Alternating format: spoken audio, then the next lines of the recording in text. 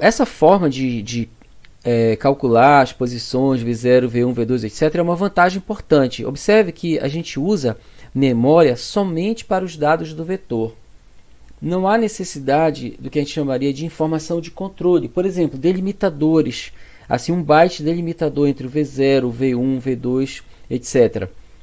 Basta armazenar lado a lado. É por isso que é necessário o sistema localizar uma área contínua de memória para o armazenamento de todos os elementos do vetor. A gente vai ver determinadas estruturas em que o primeiro elemento pode estar numa posição, o segundo elemento numa outra posição bastante diferente daquela, distante daquela, o terceiro elemento já numa outra posição. Não tem necessidade de eles estarem lado a lado. O primeiro, o segundo e o terceiro estarão ao lado logicamente, mas não fisicamente. Neste caso aqui, os elementos estão lado a lado fisicamente, V0, V1, V2, V4, V3, V4, etc. Bom, um recurso também é muito usado quando a gente já quer criar o vetor e inicializá-lo. Então, C e C++ adotando essa inicialização, sendo que o C++ adotou uma simplificação e que eu posso tirar é uma questão sintática, tirar o igual. Mas então os valores 26, 52, 1277, 48, 51 já vão ser armazenados no momento da criação. Isso aí que nem quando eu crio uma variável int x igual a 0, int y igual a 1, etc e tal. Bem, alguns problemas típicos para manuseio de vetor, apenas para exemplificarmos e irmos introduzindo então o manuseio de vetores. Calcular a soma de todos os elementos de um vetor. Então eu tenho aí um vetor com 5 posições de inteiro e o que eu faço? Soma, ela é inicializada com o elemento neutro da soma, que é o 0, para ir variando de 0 até 4, i menor que 5, incrementado de 1, soma recebe soma mais vi. Então, a soma recebe 0, o i vai começar em 0, soma recebe soma mais vi, recebe o valor 5, volta para lá, incrementa o i, está na faixa, entrou, soma é o elemento 2 agora, vi é o 2, então 5 mais 2, 7. Incrementa o i, está na faixa, entra, o elemento da vez é o elemento v2, que é o 7, 7 soma, recebe soma mais 7, 14. Incrementa-se, o processo continua da mesma forma. 3 está na faixa, sim, é menor que 5, entrou, é o elemento 9, 14 mais 9, 23. Incrementa para o valor 4, está dentro da faixa, então seguindo a mesma lógica, 23 mais 1, 24, passa para 5, só que agora a condição de continuidade não é mais atendida, então será exibido esse valor. A soma dos valores é 24. Bem, observação, aquele cuidado que eu falei anteriormente. A soma de inteiros, matematicamente, sempre dá um inteiro. Mas em programação, a soma de valores do tipo inteiro, nessas linguagens que a gente declara os tipos, pode requerer um outro tipo, long int, por exemplo. Mas como eu já falei, nas plataformas atuais, o int já tem o mesmo tamanho do long int, que são 4 bytes. Então eu tenho que consultar a minha linguagem para ver se existe algum outro tipo que tenha, por exemplo, 8 bytes. 8 vezes 8, 64 bits, aí vai possibilitar valores realmente de uma magnitude muito maior. Mas, trabalhando-se com int, eu já tenho aí tamanhos na faixa de menos 2 bilhões e tal, até mais 2 bilhões e tal. Mas sempre o programador tem que estar consciente disso. Bom, linguagem, um parêntese, linguagem como Python, não tem esse problema porque ele simplesmente assume que aquele valor é inteiro e ele vai alocar todo o espaço necessário para isso. O programador não precisa se preocupar com isso. Bem, agora é uma variação do problema anterior, porque eu quero calcular o produto. Então, produto recebe 1, que é o elemento neutro da multiplicação. se eu colocasse 0 agora, ia zerar todo o meu produto, porque o 0 vai zerando os produtos, né? Seja lá o que for. 0 vezes qualquer coisa vai dar 0. E aí, no caso, o elemento neutro da multiplicação é 1, né? E, então, tamanho lógico. Agora eu trabalhando não com 100 elementos, mas posso trabalhar com n, um valor menor ou igual a 100. Então, produto recebe produto vezes VI. E o produto é exibido lá no final, após a saída do for. Nesse caso aqui, eu quero multiplicar, também uma situação muito comum, multiplicar todos os elementos de um determinado vetor por um certo valor, multiplicar por um certo fator lá, que aí esse fator reajuste. Tenho o vetor de salário e vou aplicar um reajuste. Então, pede-se ao usuário, forneça o fator de reajuste. Então, o usuário lá me fornece, lá, 1.4, 40% de reajuste. Então, para i variando de 0, i menor que n, estou supondo também que eu não estou usando todo o vetor, mas uma determinada quantidade de células, uma quantidade n de células, e vet sal i é igual a vet sal i vezes reajuste. Então, novamente aí, e isso é equivalente a esse operador asterisco igual, né, que é vet sal i, recebe vet sal i multiplicado por reajuste. Bem, a identificação do maior elemento. Bom, esse também é um problema muito comum, né, muito típico. Então, o maior recebe o primeiro elemento. Eu assumo... Bem, esse procedimento aqui é assumindo que o vetor já foi lido anteriormente. Ou, no processo de criação, eu atribuí lá já os valores que eu gostaria de atribuir. Então, mas os valores já estão armazenados. Então, eu posso pegar o primeiro elemento e dizer que ele é o maior, assumir que ele é o maior. Depois eu vou testar com os outros, né?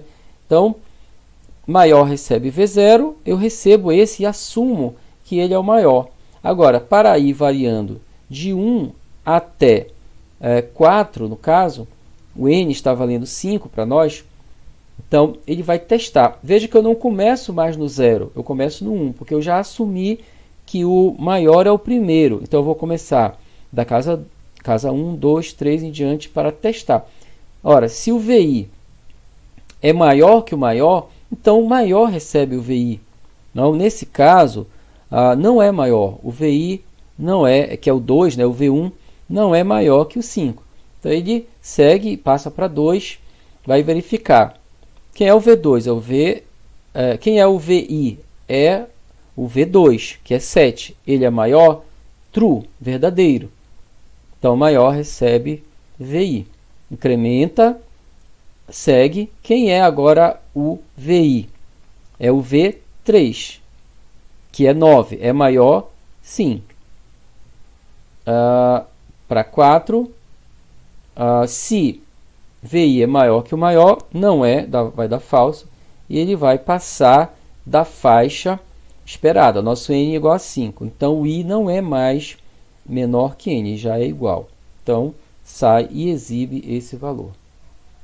Bem, mas no exemplo anterior, eu parti do pressuposto de que os dados já estavam armazenados no vetor. Ou foram lidos, ou foram na própria inicialização, na própria declaração daquele vetor, foram inicializados. Ele foi inicializado com determinados valores e eu já posso simplesmente assumir o primeiro, o maior.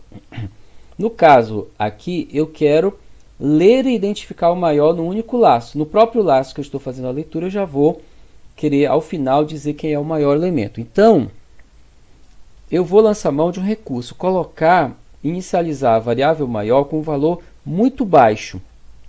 Então, eu vou usar pela segurança total, o int min é uma constante que está presente nessa biblioteca, bits/stdc++.h. Então, eu tenho que incluir essa biblioteca para usar, já que essa constante é declarada lá. Então, eu declaro, eu assumo que o maior elemento, eu assumo para ele um valor bastante baixo. Para quê? Para garantir que quando se comparar com o primeiro elemento, ele vai ser assumido como o maior. Então, garantir que o V0 será assumido como maior. Eu tenho essa garantia justamente inicializando a variável maior com o valor mais baixo possível. Qualquer coisa que vier vai ser... assim, a última possibilidade que seria igual, né? Se por acaso eu tivesse justamente armazenado esse valor mínimo. Mas, se eu atribuir, por exemplo, o valor 0, pode, se eu tiver só valores negativos no array, pode ocorrer um erro. Bem, então, agora eu vou fazer essa leitura orientada para forneça o primeiro elemento, por isso I mais 1, né? Eu não quero falar o elemento 0, 1, 2, mas sim o elemento 1, 2, 3, 4 até n. Então, forneça o primeiro elemento, o segundo elemento, terceiro, e leia esse valor. Se o VI maior que o maior recebe VI. Mesma lógica, né? Se ele é maior, então que o maior passa a ser ele, passa a assumir aquele valor. Bem, o importante é que eu inicialize a variável maior com o valor o mais baixo possível. Poderia ser 0? Sim, poderia ser 0, mas dependendo da situação. Se todos os dados que estão armazenados são positivos, então eu poderia. Vamos dizer que eu armazenei pesos. Mesmo o bebezinho, ele já tem um peso positivo, né? Não existe massa 0 para um peso de uma pessoa, por exemplo. Então, eu poderia inicializar com 0. Então, tudo isso aí é a questão da consciência do programador com os dados que ele está trabalhando. Então, se os dados não são previsíveis, o melhor é ter segurança e colocar o menor valor possível. Para a identificação do menor agora, aí eu faço um raciocínio similar. Só que eu vou fazer o contrário, eu vou colocar o menor recebe o int máximo, int max. Então seria o maior, o valor inicial bastante alto, para garantir que o primeiro vai ser assumido como o menor, perdão. Veja que agora eu vou de 0 a n. Né? Quando eu já atribuí o primeiro como maior, no exemplo anterior, eu começava de 1 a n. Nesse caso eu vou ter que percorrer todo... até porque eu ainda vou ler, eu estou lendo dentro desse próprio for. Então, garantir que o primeiro vai ser assumido como menor. E os demais, aí o teste é que vai dizer se o menor vai passar a ser um outro elemento ou se vai continuar. Então, nas nossas plataformas, essa, como mostramos antes, int max é 2 bilhões, 147 milhões, etc. E int min menos 2 bilhões, int min menos 2 bilhões, 147 é esse valor. Bem, uma outra situação é onde eu posso armazenar múltiplos vetores associados de acordo com a lógica da minha aplicação. Então, vamos ver um exemplo. Necessidade de armazenar mais de um conjunto de dados relacionados. Por exemplo, idades e pesos de um conjunto de 20 pessoas. Então, uma solução seria associar dois vetores, um para idades, outro para os pesos. Então, eu vou usar esse tipo short int, que vai ter 2 bytes, idade. Aliás, poderia ser aí um tipo de 1 byte, já resolveria, porque eu poderia ter dados na faixa, tipicamente quando é 1 byte sem sinal, né? Que aí eu posso usar os 8, vai de 0 a 255. Então, enfim, mas esse short int também resolve o meu problema. A idade é um vetor, então, com 20 posições de inteiro, e peso é um vetor com 20 posições de real, float. Então, as idades e os pesos estão relacionados. A idade 0 e o peso 0 pertencem a uma mesma pessoa. Idade 1 e peso 1 pertencem a uma mesma pessoa, né, de uma aplicação, e assim sucessivamente. Bem, então, fazer a leitura dos dados para i variando de 0, i menor que n, posso estar usando um valor menor ou igual a 20, né? Forneça a idade 1, 2, 3, leia idade i. Forneça o peso 1, 2, 3, leia o peso i. Então, com isso, eu vou lendo essas informações relacionadas. se eu fosse calcular agora, idade da pessoa que tem o maior peso. Bom, os dados já foram lidos, eu posso fazer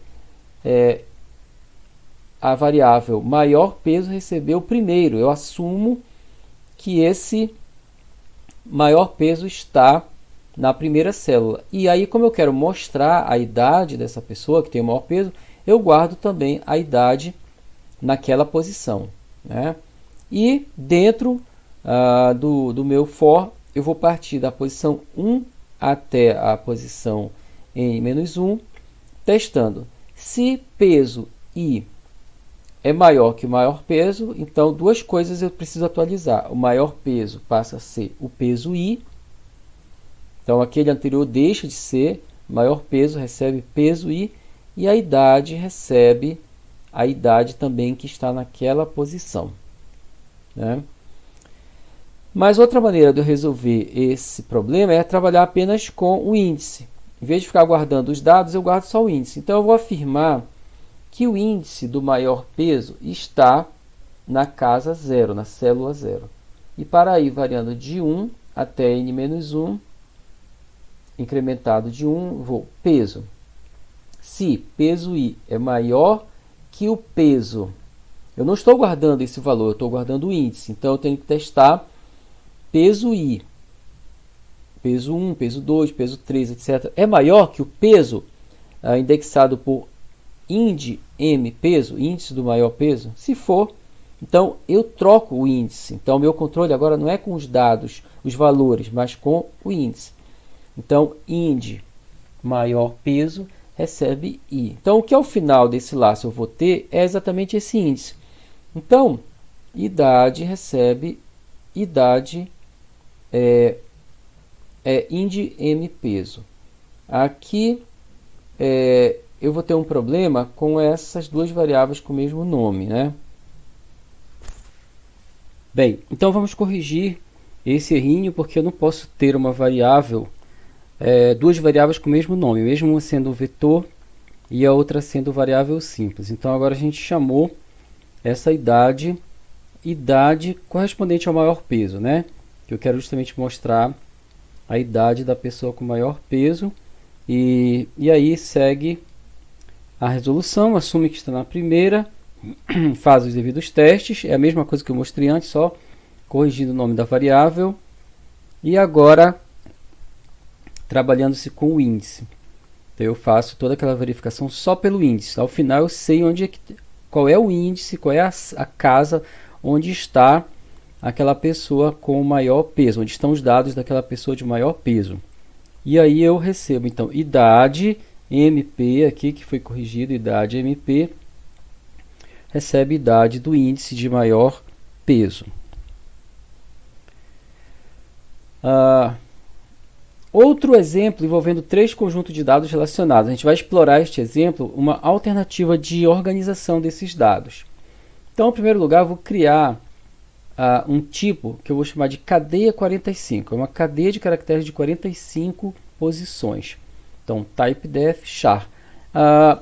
Uma das maneiras de criar, aqui novamente existe uma maneira mais evoluída de trabalhar com cadeias de caracteres em C++.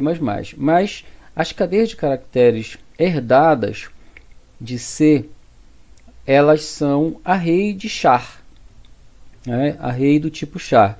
Então, por exemplo, aqui eu crio não uma cadeia de caracteres, mas um tipo.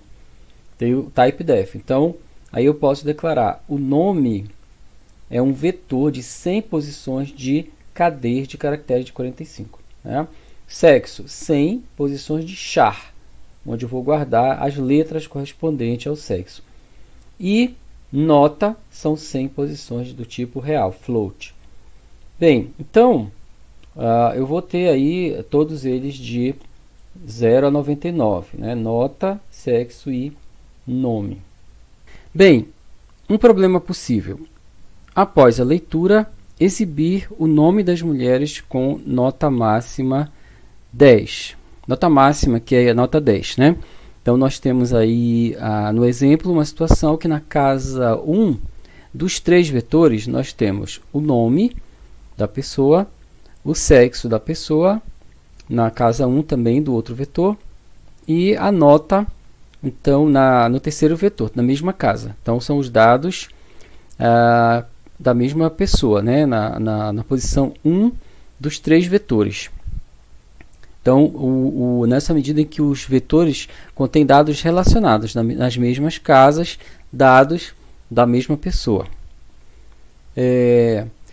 Então, Cout, eu faço um cabeçalho, mulheres com nota máxima, para ir variando de 0 até n-1, se sexo I for igual a F e nota I é igual a 10, Cout, nome I. Então, eu consigo relacionar esses dados na medida que eles estão organizados nessa sequência.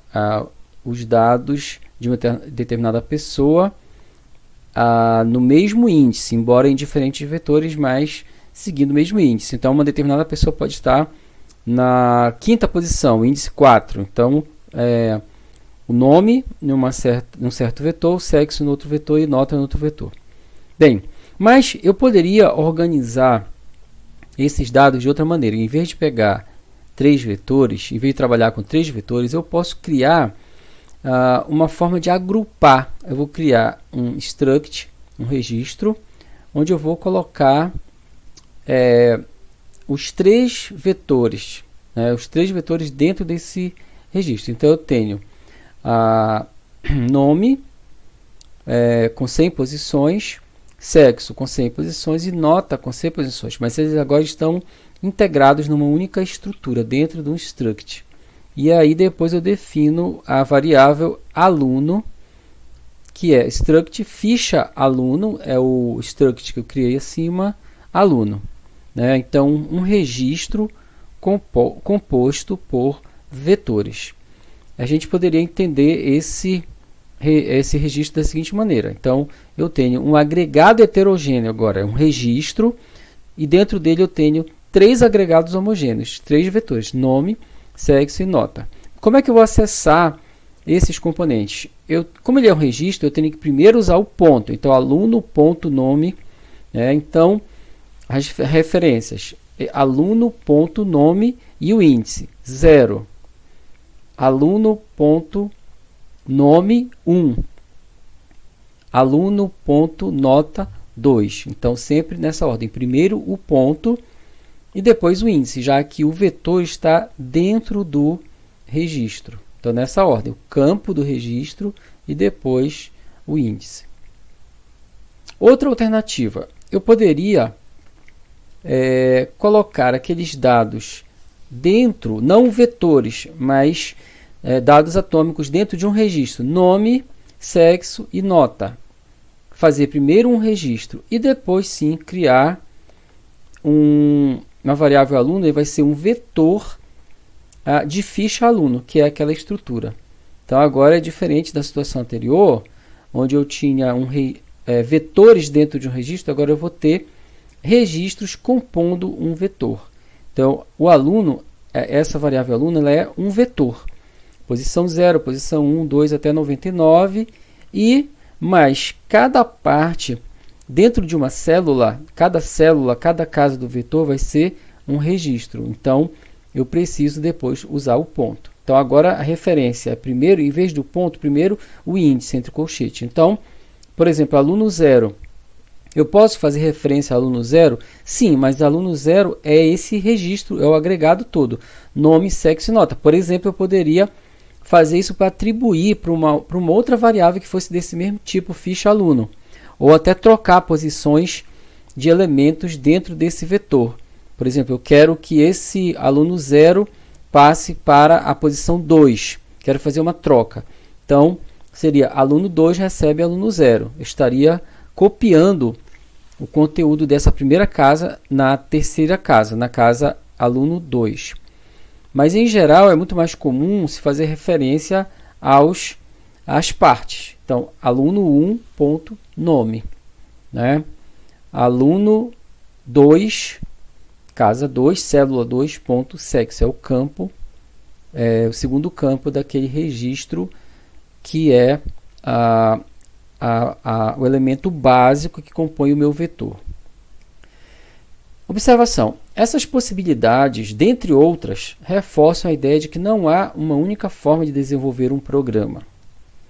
As melhores escolhas em cada caso dependerão: 1. Das características da aplicação. Pode ser que uma seja melhor que a outra aqui nesta aplicação e depois em outra situação eu precise mudar.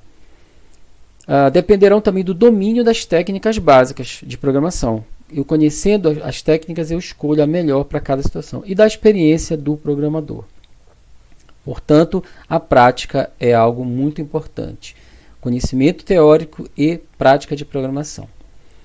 Software livre compartilha essa ideia. Todo este material foi desenvolvido unicamente usando software livre, ambiente Ubuntu e OpenOffice. Até a próxima!